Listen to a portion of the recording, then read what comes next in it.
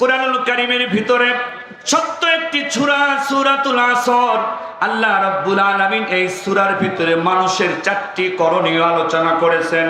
ওয়াল আসরি ইন্নাল ইনসানা লাফি খুসর ইল্লাল্লাযীনা আমানু ওয়া আমিলুস সালিহাতি ওয়া তাওয়াসাউ বিল হাক্কি ওয়া তাওয়াসাউ বিস সাবর। আল্লাহু আকবার। আল্লাহ রাব্বুল আলামিন সর্বময় ক্ষমতার অধিকারী, উনি যেই কথাটা বলেন সেইটাই দামি। কিন্তু এই দামি মহাপরাক্রমশালী আল্লাহ তাআলা এই সূরাতে কসম করে কথা বলে তার কথার দামটা আরো বাড়িয়ে দিয়েছেন। আল্লাহ রাব্বুল আলামিন বলেন সময়ের কসম। সময় একটা দামি জিনিস, মূল্যবান জিনিস, যদিও আমি আপনি বুঝতে পারি না। আল্লাহ তাআলা সময়ের কসম করে বলেন নিশ্চয় দুনিয়ার মানুষগুলো ক্ষতির মধ্যে আছে, দুনিয়ার মানুষগুলো ক্ষতির মধ্যে আছে।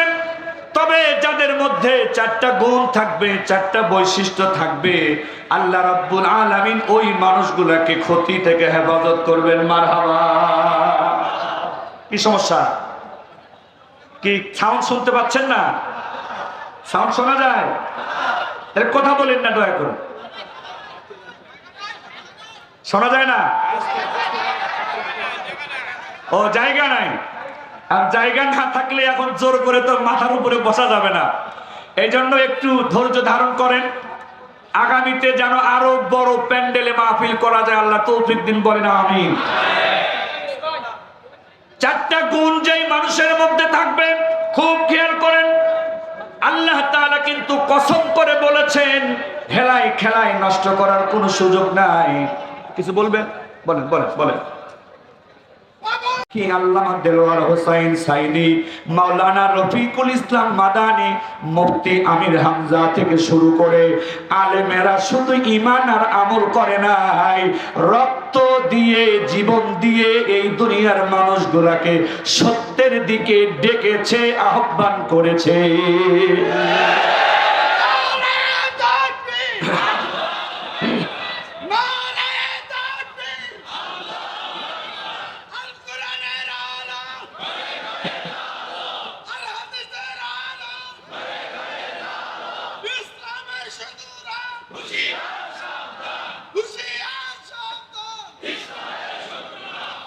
মুসলমান ভাইরে আমার, এই আলেম ওলামা ঈমানের পরিচয় দিয়েছেন, নেক আমলের পরিচয় দিয়েছেন, সত্যের দিকে মানুষকে ডাকার যে গুণাবলী, এই দায়িত্ব তারা পালন করেছেন। আবার অনেক আলেম ওলামা 10টা বছর 12টা বছর ওই খুনি হাসিনার আয়না ঘরে বন্দী ছিলেন, আলো বাতাসও দেখতে পারেন নাই। পরিষ্কার বক্তব্য হলো আল্লাহ রাব্বুল আলামিন সূরা আসরের ভিতরে যেই ঘোষণা দিয়েছেন, সময়ের কসম, মানুষ ক্ষতির মধ্যে আছে। ওই মানুষগুলো ক্ষতির মধ্যে নেই যারা ঈমানদার, যারা নেক আমলদার, যারা সত্যের দিকে আহ্বানকারী, যারা ধৈর্য ধারণকারী। আমার দিল বলে কোরআনের পাখি আল্লামা সাইদি এই 4টা গুণের পরীক্ষায় পাশ করে কবরে গিয়েছেন। আল্লাহর কসম করে বলি, আল্লামা মামুনুল হক ঈমানের পরীক্ষায়, নেক আমলের পরীক্ষায়, সত্যের দিকে মানুষকে ডাকার পরীক্ষায়, ধৈর্যের পরীক্ষায় ইতিমধ্যেই পাশ করেছেন। কথা বলে ঠিক কিনা? মুফতি আমির হামজা ঈমানের পরীক্ষায়, নেক আমলের পরীক্ষায়, সত্যের দিকে মানুষকে ডাকার পরীক্ষায়, ধৈর্যের পরীক্ষায় ইতিমধ্যেই পাশ করেছেন। কথা বলে ঠিক কিনা? অনেক মানুষ বলে, একদল মানুষ বলে, আমাদেরকে তুচ্ছ তাচ্ছিল্য করে বলে, হুজুরেরা খালি দাওয়াত খায় আর পকেট পুরা করে, আমগো দাওয়াত টাওয়াত দেয় না। হুজুর দিয়া দেশে কি হয়? এক শ্রেণীর লোক আছে কি নাই? পরিষ্কার করে মনে রাখবা, এই বাংলার জমিনে গত 16 বছরের যেই স্বৈরাচার, যেই খুনির পতন হয়েছে, এই পতনে সর্বসব থেকে বেশি যদি হিসাব করা হয়, রক্ত দিয়েছে আলেম ওলামা। শুধু একবার দেয় নাই, শাপলা চত্বরে রক্ত দিয়েছে শত শত কত আলেম ওলামা ডাস্টবিনের গাড়িতে লাশ উঠিয়ে এই খুনি হাসিনা ডাস্টবিনে নিক্ষেপ করেছে, লাশগুলো পর্যন্ত পরিবারের কাছে দেয় নাই। এরপরে বাংলাদেশের এক নম্বরের শত্রু গুজরাটের কসাই খুনি মোদি এই দেশে আসার প্রতিবাদে রাস্তায় মিছিল করেছে, মিটিং করেছে, জীবন দিয়েছে। এই দেশের আলেম ওলামারা কথা বলে ঠিক কিনা? এইভাবে একের পর এক সর্বশেষ যে স্বাধীনতা আমরা 5 তারিখে পেলাম, 1,500-এর মতো বাংলার তরুণ জনতা জীবন দিয়েছে, যার মধ্যে হিসাব পাওয়া গেছে প্রায় 90 জনের মতো হাফেজ আলেমরা জীবন দিয়েছে। বলেন আলহামদুলিল্লাহ। পরিষ্কার বক্তব্য হলো, একজন জালেমের বিরুদ্ধে, একজন স্বৈরাচারের বিরুদ্ধে, একজন দুর্নীতিবাদের বিরুদ্ধে, মদখোরের বিরুদ্ধে, লুচ্চার বিরুদ্ধে আলেমদের চাইতে এত সত্য কথা মনে হয় আর কেউ বলতে পারে না, বলতে পারে না। এই জন্য আমরা হয়তো বড় ব্যবসায়ী নই, আমরা হয়তো বড় চাকরিজীবী নই, কিন্তু এই দেশের প্রত্যেকটা মানুষের নিরাপত্তার পাহারাদার হলো আলেম ওলামা। কথা বলি ঠিক কিনা? আমরা প্রত্যেকটা মানুষের নিরাপত্তা কামনা করি। ভাই আমরা হইচই না করি। ভাই ভাই বসেন তো, এই সাইডে যারা আছেন বসেন তো, বসেন না, পায়ের উপরে বসেন, যতটুকু বসা যায় বসেন। আর এবার রোদ্রে দাঁড়ায় কত ফুটবল খেলা দেখছেন, হ্যাঁ, রোদ্রের মধ্যে গাম মাখায়া ফুটবল খেলা দেখছেন, কত মশার কামড় খেয়ে যাত্রা পড়া দেখছেন মিয়া। এ কথা ঠিক কিনা? নিয়ত করে বসে পড়েন, আজকের দিনে প্যান্টটা একটু নোংরা হয় হোক, পরিবেশটা সুন্দর থাকুক। আল্লাহর রাস্তে বসে যান, যারা সামনে আছেন বসে যান।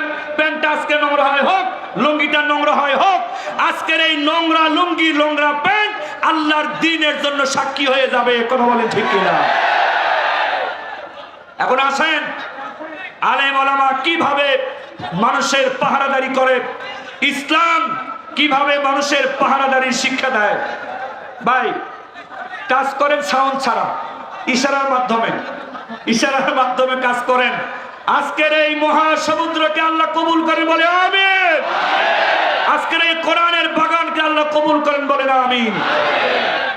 এখন আসেন, আমি মানুষের পরিচয় দিলাম, মানুষের করণীয় বর্ণনা করলাম। মানুষের করণীয় 4টি। 1 নাম্বার ইমানদার হতে হবে, 2 নাম্বার নেক আমলকারী হতে হবে, 3 নাম্বার সত্যের দিকে ডাকতে হবে, 4 নাম্বার ধৈর্যশীল হতে হবে। কথা বলে ঠিক কিনা? এখন অনেক লোক মুসল্লি বা এলাকার মানুষ বা যারা যেভাবে আছে বলে, হুজুর অবস্থা ভালো না, সত্য কথা এখন বলা যাবে না, বয়ান দেওয়া যাবে না। আল্লাহ তাআলা বলছেন সর্বোত্তম জিহাদ, নবীজি বলেন সর্বোত্তম জিহাদ হলো জালেম বাদশার সামনে দাঁড়িয়ে সত্য কথা বলা। আর আপনারা অনেকে আমাদের পরামর্শ দেন, হুজুর জালেমের বিরুদ্ধে বইলেন না, সুদখোরের বিরুদ্ধে বইলেন না, ঘুষখোরের বিরুদ্ধে বইলেন না, আবার বলেন যে আপনি মুসলমান, আপনার কথা তো আল্লাহর কথার সাথে মেলে না, আপনার কথা তো রাসূলের কথার সাথে মেলে না। একজন আলেমের কাছে সবথেকে বড় সরকার হলো আল্লাহ। একজন আলেমের সবথেকে বড় সরকারের নাম কি? আল্লাহ। দুনিয়ার সরকার যতই ভয় দেখাক, একজন আলেম জানে সত্য কথা যদি আজকে দুনিয়ায় না বলি, চিরস্থায়ী সরকার আল্লাহ কাল কিয়ামতে সত্য কথা গোপন করার কারণে জাহান্নামের কেচি দিয়ে আলেমের জিহ্বা কাটতে থাকবে। এজন্য আমরাও ভয়ে থাকি, তবে আমরা এমপির ভয়ে থাকি না, মন্ত্রীর ভয়ে থাকি না, মাতব্বরের ভয়ে থাকি না, আমরা ওই মহা সরকারের ভয়ে থাকি। ওই জন্যই জীবনের হুমকি নিয়ে সত্য কথা বলি, ওই জন্যই জীবনের হুমকি নিয়ে জেলে যাই, ওই জন্যই রক্ত দিই আর জীবন দিই ওই আল্লাহর সরকারের ভয়ে। মুসলমান ভাই আমার, মুসলমান হিসাবে আমার আপনার কি করণীয়, কি কাজ রয়েছে, আমি সেই বিষয়ে কথা বলছি। ভাই হইচই যদি বন্ধ না করেন বয়ান বন্ধ হয়ে যাবে। কোরআনের মাহফিলে এত হইচই হলে তো হবে না, কষ্ট হবে, কষ্ট মেনে নিয়ে চলতে হবে। কি করার আছে বলে? কিছুই তো করার নাই। আমরা তো আর একতলা মাহাত বানাতে পারবো না। যে অবস্থা আছে হইচই না করে ধৈর্যের সাথে একটু সময় দেন। আর আমাদের বর্তমান যুগের মর্দে মুজাহিদ রফিকুল ইসলাম মাদানী সাহেব তো আসতেছেন, তখন দাঁড়ায় দাঁড়ায় বেশি করে স্লোগান দিয়ে। এখন একটু ধৈর্য ধারণ করেন ইনশাআল্লাহ। মুসলমান হিসাবে কি করণীয়? আল্লাহ রাব্বুল আলামিন বলেন, মানুষের আলোচনা তো এই রকম, আর মুসলমানের আলোচনাটা কেমন হতে পারে? আমাদের প্রথম মুসলমান হিসাবে আল্লাহ তাআলা যাকে পরিচয় দিয়েছেন, মুসলিম জাতির পিতা কে? বলেন, মুসলিম জাতির পিতার নাম কি? এক সময় এই নামটা নিতেও অসুবিধা হইতো, কথা কোন ঠিক কিনা? আল্লাহ রাব্বুল আলামিন বলেন, মিল্লাতা আবিকুম ইব্রাহিম হুয়া সাম্মাকুমুল মুসলিমিন। মুসলমানদের জাতির পিতা আমার নবী, আমার খলিল, আমার বন্ধু ইব্রাহিম। হযরত ইব্রাহিম আলাইহিস সালাতু ওয়াস সালামকে আল্লাহ তাআলা প্রথম মুসলমান হিসেবে কোরআনে উল্লেখ করেছেন। আল্লাহ রাব্বুল আলামিন বলেন, এই প্রথম মুসলমানের করণীয় কি? প্রথম মুসলমান ইব্রাহিমকে আমি আল্লাহ কি বলেছিলাম তোমরা শোনো। ইয ক্বালা লাহু রাব্বুহু আসলিম ক্বালা আসলামতু লিরাব্বিল আলামিন।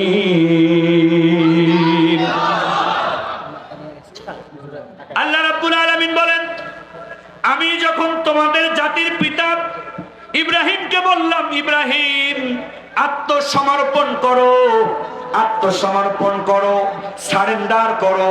হযরত ইব্রাহিম জবাব দিলেন, আমি জগৎ সমূহের পালন কর্তা আল্লাহর কাছে আমি আত্মসমর্পণ করলাম।